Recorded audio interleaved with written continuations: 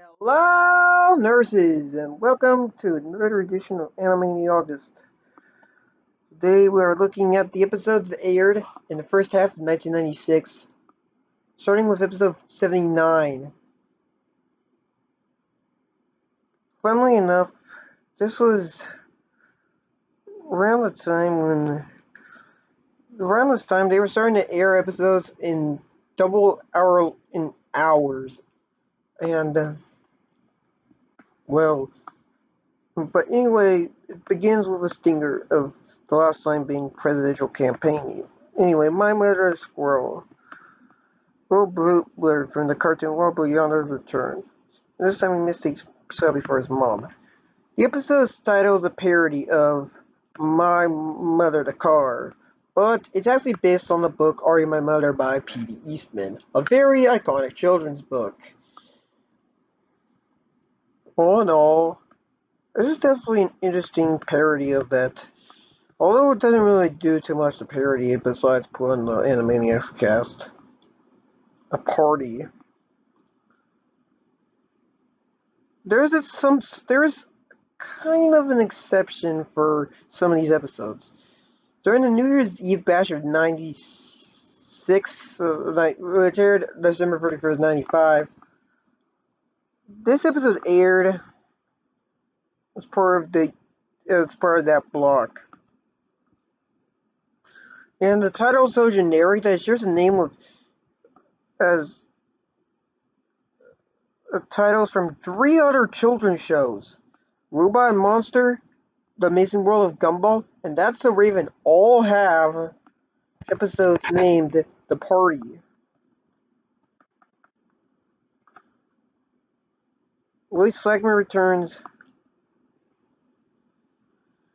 and in the guest of honor, none other than that fat, balding fan from Please Please Please Get a Life Foundation, who is named Stephen Putner. Next up, what's taking you see? The Flame returns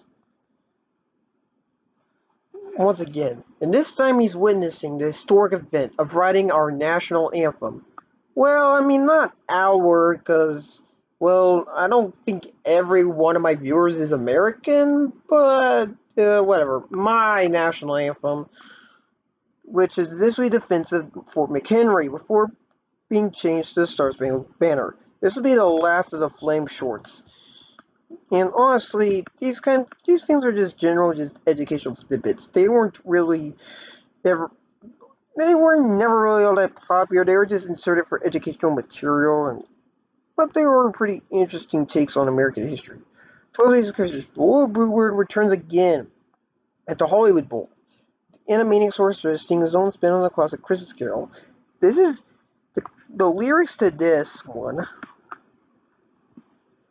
with with which is just turtle doves over and over, was inspired by a Christmas carol that was joked about at Cody Ruger, Tom Ruger's son's school, and performed for his dad, who of course is Tom Ruger.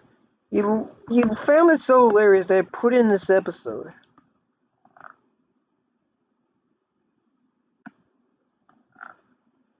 Next up is episode 80.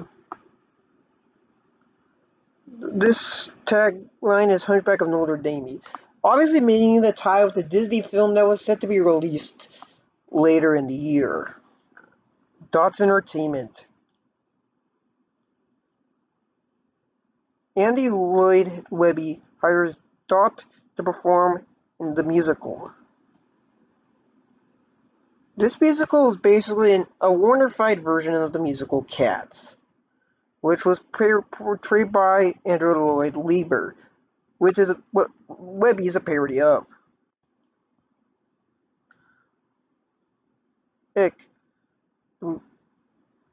Andrew Lloyd, the title is a parody of just the title is a parody of just almost every musical.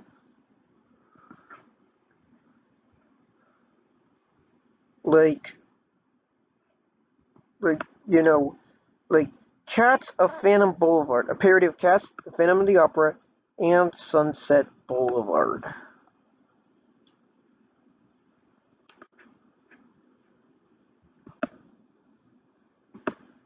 And there's also parodies of Lloyd Webber's Vita, and of course the non-Lloyd Webber Roger and Hammerstein Sound of Music. It's generally the title and the plot is generally a parody of That's Entertainment. And Dot even says Dot's only fault at the end. Parodying Occupation Looney Tunes' iconic sign-off, That's All False. The Girl with the Googly Goop. This is one that you would really need to. This is one of those that really is just one that is just better watched if you have a knowledge of the understanding of the history of animation. Googly Goop, a parody of Betty Boop, is the guest star and generally main character of the short, which the Warners also appear in. This is presented as a film from the 1930s. And there's definitely a lot of references to the fact that Betty Boop of stuff like, everything talks, everything moves. There is a Googly Goop is Red Riding Hood. Big Bad Wolf is like, a wolf from Tex Avery. And of course, there's a guest star appearance from none other than William Hayes, the censor that forced Betty Boop to put on a dress.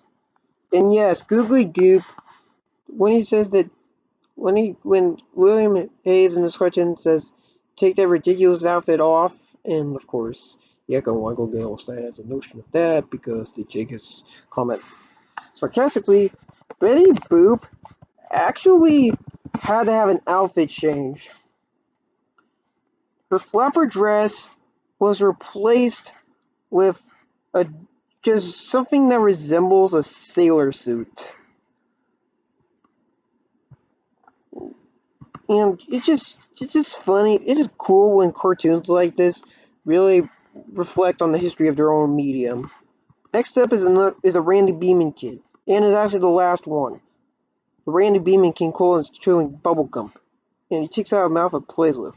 And he talks about at the time Randy Beeman lost carrots and his face turned orange. This was the only short in this episode that did not have Dot as some sort of character in this. Next up is Gunga Dot. Donnie, in this parody of Gunga Din, Dot intends to bring water to the cast. This is notable for being the final speaking appearance of Rita in the original iteration. But of course, Rita would speak later on in something else that we will get to in this grand finale at the end of the month. Next up, we get to episode 82.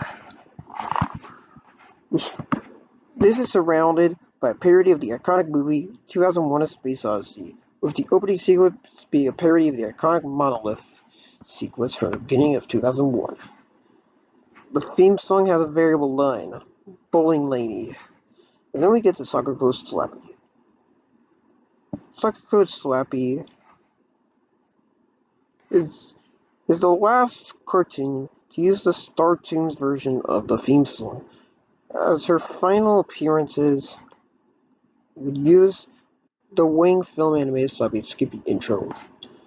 Speaking of both these videos, this is one of those collaborations between the two, as Star Tunes had some financial problems and had to temporarily lay off some of their ink and painters, forcing Wang to do the ink and paint.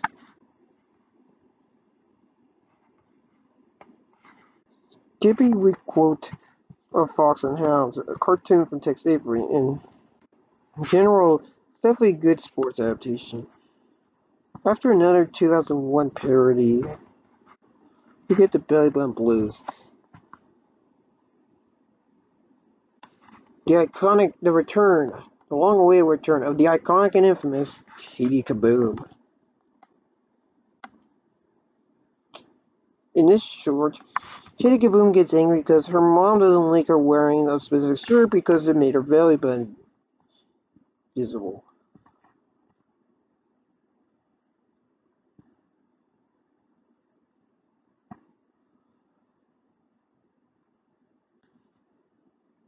this would seem to be the last of Kitty Kaboom, but she would return. But that's not a story for another day. For space final space cartoon, we promise. And another 2001 Space Odyssey parody. The Warners attempt to shut down the HAL 9000 like robot, but instead of the HAL 9000, it's the AL 5000, which is a parody of not just HAL 9000, but also a parody of Al Gore, which, as you'll know, was Bill Clinton's vice president, and he would later and barely fail to win 2000. Next up is valuable lesson. The censors of the Warner Network paid the Warners themselves a visit. It turns out the execs disapprove of the amount of violence in Animaniacs. And well, until the Hun, the Warners were forming goes after him. The funny thing is about this one is that they were shown footage of a show called The Snugglers, which is of course a parody of the Smurfs. The security guard in building's lobby is of course a character of Don Knotts, Michael Waters' favorites. And the censors are characters of actors Jane Fonda and Wallace Shawn.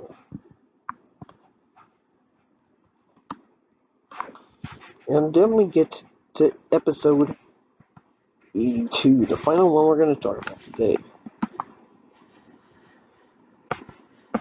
With a variable line returning with Pinky the Brain, so we're not going to show that. Wacko's 2-note song. Wacko writes a song with only 2 notes while playing the accordion. And this is the third cartoon to be made with the letterbox format, after I'm Mad and Variety Speak. This is a general reference to the beginning of the CD on Blues by Duke Ellington, which starts with a 2-note piano solo. And next up is Panama Canal, a parody of Erie Canal about the Panama Canal. This is the first cartoon to not feature any generally spoken dialogue. And next up is Hello Nurse. This is a segment all about Hello Nurse's achievements. At first it may seem like it's just them ogling her physically, but they talk about her achievements. They talk about her great education and generally just being smart at stuff and her high IQ, and overall this is just a catchy song, and it really proves that Hello Nurse as a character is much more than just mere eye candy. Even if the writers of the reboot disagreed, it really just proved that she was definitely more of a character than most people think. Next up is Belna Magellan. To the tune of Gillen Little W's, Yakko, Wacko, and Dot decide to torment about the famous Portuguese explorer Magellan and talk about his failed search for the East Indies.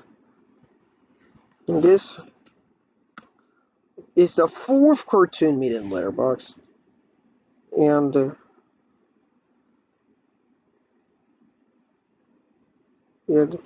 definitely is just another one of those educational cartoons.